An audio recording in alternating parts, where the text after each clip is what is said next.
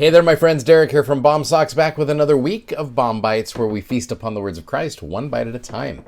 So this week we are getting into the crazy adventures, finishing up the book of Acts with Acts chapter 22 to 28. And there are some really crazy stories here. Paul is often finding himself standing before various Roman or whoever magistrates there and just trying to figure out how he's going to make it through the rest of this time period. So we're going to start actually here with Come Follow Me. There's a cool little introduction that I just want to share with you to kind of give you an overview of this. It says, "When we are on the Lord's errand," President Thomas S. Monson promised, "we are entitled to the Lord's help." Now, I have always loved that quote. Years ago, I was called to be a bishop of a brand new ward, and I was really new at this. I'd never even been in a bishopric before, and I just kind of got thrown into that. And I remember coming across that quote, and it's just like, okay, you can do this. Because I was young, I was trying to figure out how to do a lot of things, and I had a lot of struggles. I'm just like, okay, how am I going to do this? And so I found this quote, and it gave me a lot of courage. And in fact, I even put it up in my bishop's office, where it literally just said, when you're on the Lord's errand, you're entitled to the Lord's help. And then I added an interesting little part with it from another talk from President Monson, where he said, "For whom God calls, God qualifies." And I found myself not only looking at that often, but I found myself also encouraging ward members who were accepting callings and having difficult things going on in their lives to be able to look at that. And that became a nice mantra in my bishop's office right there. So it continues here. It says, "We are not entitled, however, to a smooth road and an endless stream of success." Dang it, you wish I would have said the rest of that quote too, right? "For proof of this, we need look no further than Paul the Apostle.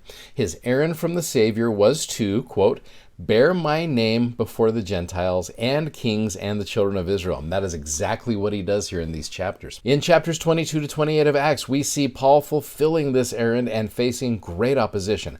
Chains, imprisonment, physical abuse, a shipwreck. Oh, I can't wait to get that episode. And even a snake attack. But we also see that Jesus stood by him and said, "Be of good cheer, Paul." We'll talk more specifically about that tomorrow. Paul's experiences are an inspiring reminder that the Lord's call to declare his gospel with the sound of rejoicing comes with this promise: "Lift up your hearts and be glad, for I am in your midst." And so this is just a quick little introduction to this week. You know, some of you are going through some difficult times. Some of you are dealing with difficult church callings. Some of you are missionaries that are watching this right now. Others are preparing for missions. Others are just in situations where you just got a calling and you're like, how am I going to do this? Or you're a parent, or whatever it is, you got a work situation.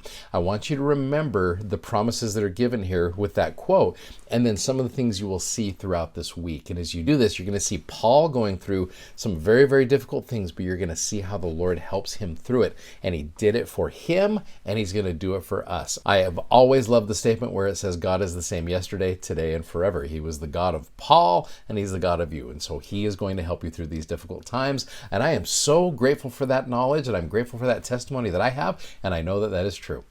Thanks so much for watching. Thanks for subscribing. Thanks, as always, for sharing these messages. And if you haven't already, please go check out our amazingly comfortable gospel-themed socks at bombsocks.com. Godspeed, and we will see you tomorrow. Take care. Bye-bye.